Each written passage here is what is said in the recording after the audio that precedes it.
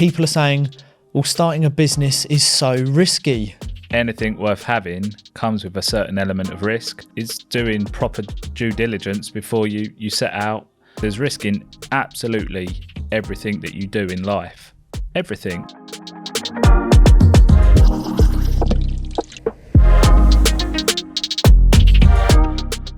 I'm sorry, but you can go and socialise and not go to uni. Look at the opportunities that we have got from socialising at our networking event. Huge. You're spending 30 to 40 hours on average away from your family to work for an employer. What's the biggest risk? Doing that, being unhappy, or potentially fulfilling a life where you've gone on to do something you want to do? Hey everyone, welcome back to my channel. So today we're back in the podcast studio and we're going to cover off self-education versus formal education. It was something that me and Paul spoke about before, but since we've chopped the clips up, we've put them out on socials, we've had a lot of comments, some that have been... It's created a bit of a stir, hasn't it? Yeah, absolutely. And we thought, well, look, let's address it again, but let's actually address some of the comments that were reoccurring. Totally get some of the comments, but we are going to address them because it's very hard to reply on socials because almost you can't be bothered sometimes. So this is the best way for us to reply to a lot of the comments that we've had, but we're still firm believers in self-education over formal, aren't we? Hasn't changed my mind. Yeah, it's still the same.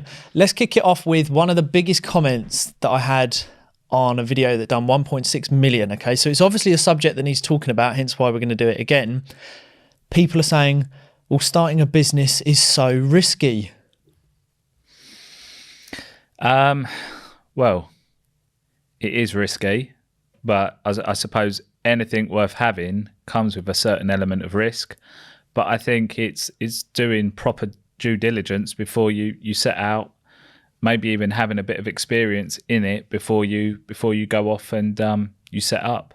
Yeah, I think when I hear the word risk, I feel like when people say business is a risk, I still feel like people are holding on to more industrial businesses being started, warehouses, employees, fuel cards, vehicles, overheads, office space, stuff like that. I feel like the first thing people think of, a lot of expense, a lot of money, and a lot of overheads. And business like that now isn't like that. It can all be virtual and online, can't it? I mean, like, again, it depends what kind of business you're going into. But when you look at sort of what's been born from lockdown, this whole working from home, keeping costs low, out of that, you've got drop shipping. You don't even need to buy the stock. Someone else holds the stock and they sell it for you. You've just got to actively sell. You've got sourcing. There's now co-sourcing. Yeah. You don't even have to set yourself up and be regulated in that. You can work under someone else's umbrella. There's so many ways of starting off with minimal expense. And yes, you could go on to create that more expensive route at a later stage when you scale up. But to start off with, to gain the experience, gain momentum, see if it actually works for you, you've just got to be clever and you've just got to think outside of the box. Yeah, my question is, when people say risk, I think of it like this. What's the biggest risk? Do you stay in full-time employment where you might be there for 10, 15, 20 years in a job that you don't enjoy, working with people that you don't really like, earning, well, let's face it, not earning the money that you should be for the time and effort? Don't forget, you're spending 30 to 40 hours on average away from your family to work for an employer, not even your own business. What's the biggest risk? Doing that, being unhappy, or potentially fulfilling a life where you've gone on to do something you want to do? I think the risk attached there is your mental health, isn't it? If you're in a job that's paying you, I mean, like for me, I've always been of the kind of understanding that if you earn a wage, no matter how hard you work that month, you're never going to earn any more money unless you're in a commission-based role. And that for me mentally would impact me more than like we discussed on the train here, the stresses, the ups, the downs of running, owning a business, paying staff, overheads, everything like that. I think you've got to look at risk over reward. Really. I do you know what? I totally agree. I would say if you are full-time in employment, this is my advice to you: be the last one in and the first one out, and do as little as you can for maximum pay.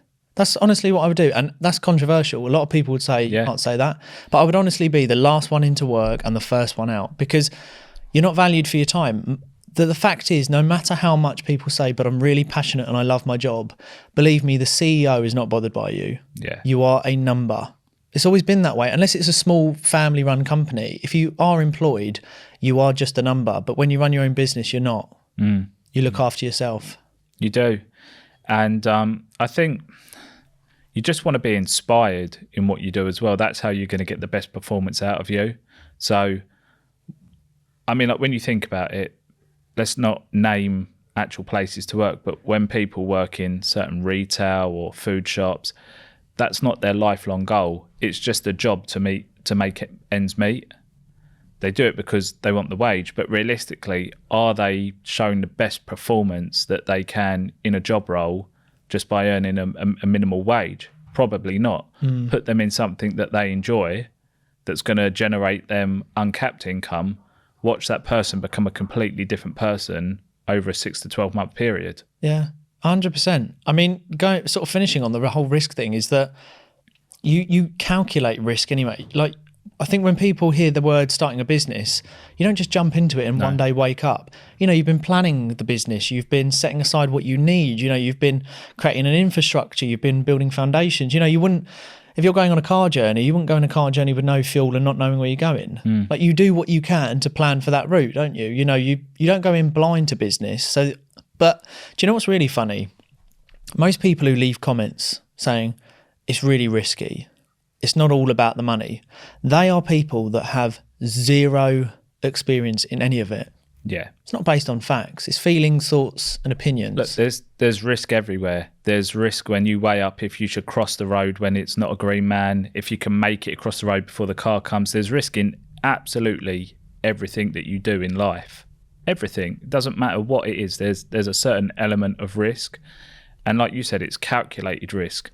But obviously, it's like with investing. The higher the risk, the higher the return. It depends what motivates you. If you're that person that wants to earn big, take higher risks, then a high-risk business works. Yeah. If you're someone that doesn't like risk, they can't handle pressure, then either a low-risk business with no overheads like drop shipping, something like that, or working for somebody else, that suits you, and that's fine. But you've just got to understand where your kind of thermostat is on risk. It's calculating risk. That's the most important thing in starting any business. You sit down, you work it out and you calculate it.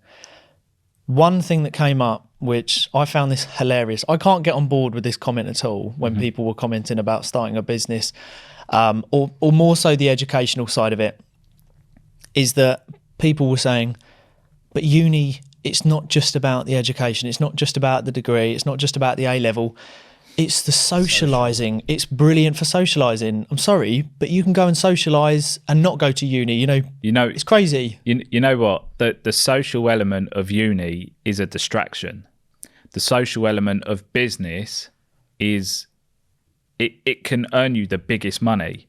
Like, we go out and socialise, but we socialise with people that are like-minded, and we'll go out and maybe have 1 or 2 drinks. You don't need to get absolutely off your face to have a good time at uni and say, oh, I was socialising, because at the end of the day, yeah, when you leave that, when you leave uni and you go into the real world, you come into London, you come into town, and you're working in a different environment, you'll realise that actually didn't gain me anything. If anything, I probably could have got a higher grade if I didn't have the hangover. Yeah.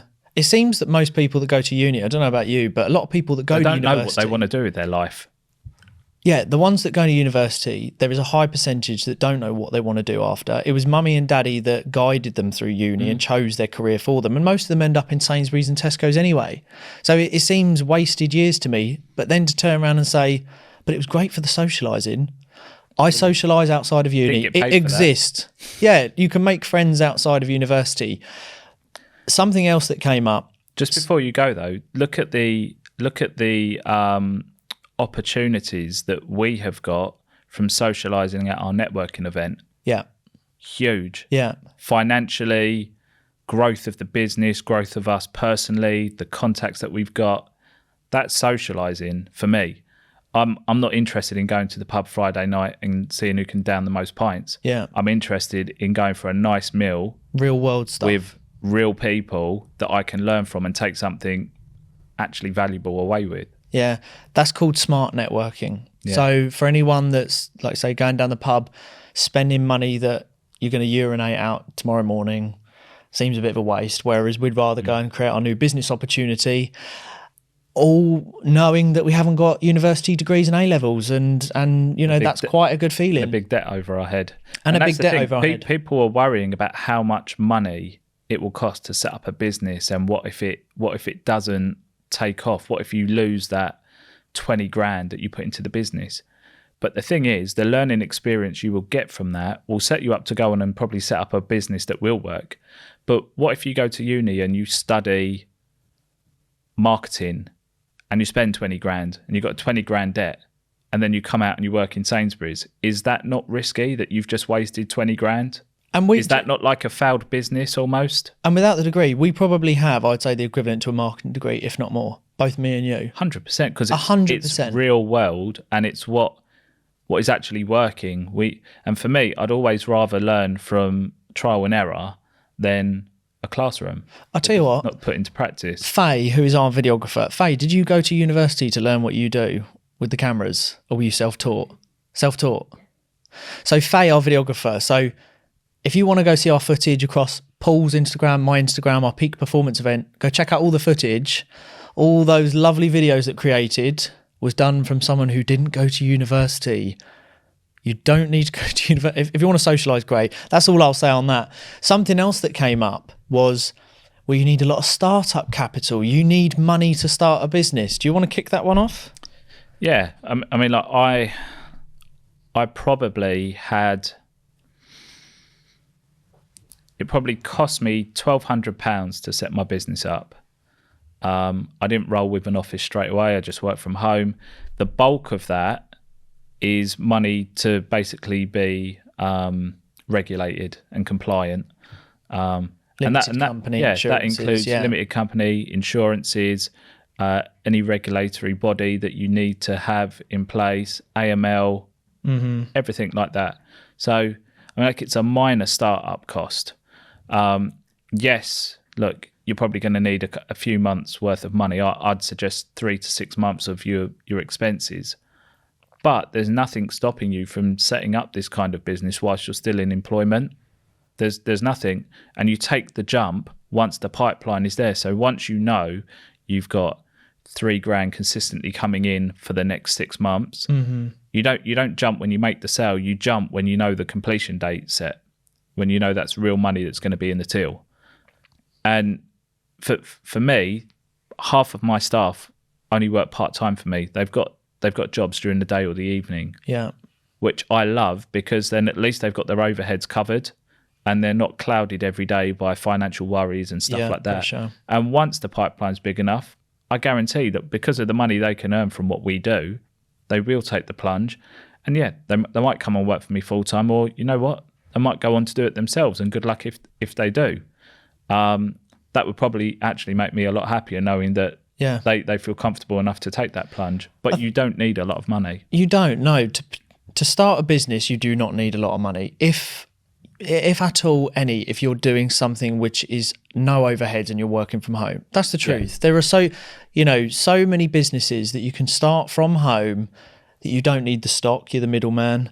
You know, starting some form of a social media marketing requires very little. That's just generating clients. So when people think of the word business, I still think we're holding on to that old school industrial vision of warehouse, cars, vans, lease on a lorry, office, leases, offices, computers, employees, taxes, accountants. All of that is being held onto, and we need to let that go, because look, starting a YouTube channel is a business. It's a business. It is. You know, some people say, well, it's a business because you run it like a business. Something else that came up was it's not easy. I don't know where to begin. So that's why I've gone down the formal route. So there are people out there also questioning, not knowing where to start, because they believe that uni is the only way, like formal education is the only way to push them through. But it's very hard to answer that, because we don't know essentially what we want at a young age, do we? Yeah, and I think more and more, I think where we live in like a YouTube generation now. Like people don't watch TV anymore. They watch YouTube. Everything's watched on YouTube. You're stumbling across suggested videos for you. And I mean, like you could be watching Krept and Conan's music video, and then the suggested video is Krept being interviewed by Stephen Bartlett. And then you hear Krept's story about how he set up a business that I can't even remember what it's worth now, like 7-10 mil, something like that. Yeah, he's done pretty well. Over the course of a year. And you could be sitting there in the same situation he was 10 years ago thinking, yeah, I feel inspired. And you might not necessarily come to our events to hear those stories, but you could stumble across that. And that could be that little bit of ammunition that you need. And I think for me, I think, what are our tickets? Our tickets are like 30 quid to come and listen to 4 successful people at the top of their game. 30 quid is less than a night out. It's less than a Nando's. Like whatever you would spend 30 quid on, cut that out and invest in yourself. It doesn't have to be our event. Our event might not suit you. It could be any event, but invest that money into something that's going to give you that confidence or open those doors for you to be around the right people to give you that business advice. Because let's face it, our mums and dads aren't always the right people to give us business advice. Not anymore.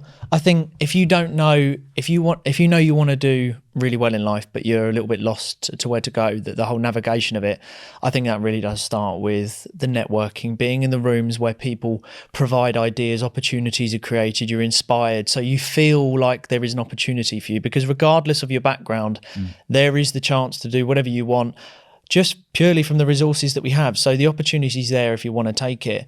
Something I just want to touch on is this whole negativity of people that like leave comments. So I'd almost like addressing this, like what we would say to those people. I'm going to start by saying, when people shed that negativity that you can't do it, well, you've obviously been given a leg up. It's not that easy. We need doctors, we need surgeons. I see that as someone who's probably quite regretful, perhaps a little bit bitter, perhaps a little bit jealous, because they haven't been able to take the risk on themselves, and they're holding that against themselves, like a little bit of like low self-esteem. And it's kind of watching another journey progress from someone who didn't come from anything can be quite hard hitting on someone's inner self. What do you think? Yeah. And I think, look, I know people that have been given businesses from their parents, and you know what, even though they've been given a start, they haven't been as successful as someone who didn't have a start. So just by someone helping you out and giving you it doesn't mean that you're going to go on to be a success. It's more about the drive, the power of that particular person, that motivation that's going to get them there. So money isn't the factor in a successful business, because money can only do so much. Like you could have a 15-20 grand marketing budget each month, but if your product and your service doesn't meet up with that marketing budget, the business isn't going to work. Yeah. So to a certain extent, yeah, you know what? If you come from the same background as someone else, and for them to set up their business, they were given a couple of grand from their parents, so what? It doesn't matter, because it's what they do with that money and the mindset of what they do with that money that will get them there and will get that business up to the level. And I do agree, there are haters out there. And there's people that like nothing better to go and just absolutely shit all over other people's videos. We had someone join an Instagram live yesterday and say, you two are chatting crap. You've got no money. All I'm saying is we're sitting here doing what we want, but you know, that's for another time. But there are people that will hate, and I think we just have to accept that. It's part and parcel, you know, it's kind of not going away anytime soon, is it? So kind of suck it up. No, well, I think you take note of the people that are positive about it, and that's where your energy's focused on helping those people. The people that have got nothing good to say, do one. Yeah, block. Well, stick around. I'm going to make sure I include in the link at the end of this video. We're going to talk about the good, the bad, the ugly of being an entrepreneur, being someone who runs their own business, and the highs and the lows, because, you know, we feel it every now and again, and with prices and everything happening in the economy, it does make change. And this is kind of where you push through. So if you want to know about the good, the bad, the ugly, stick around, because it will be linked at the end of this video, and we'll see you all very soon.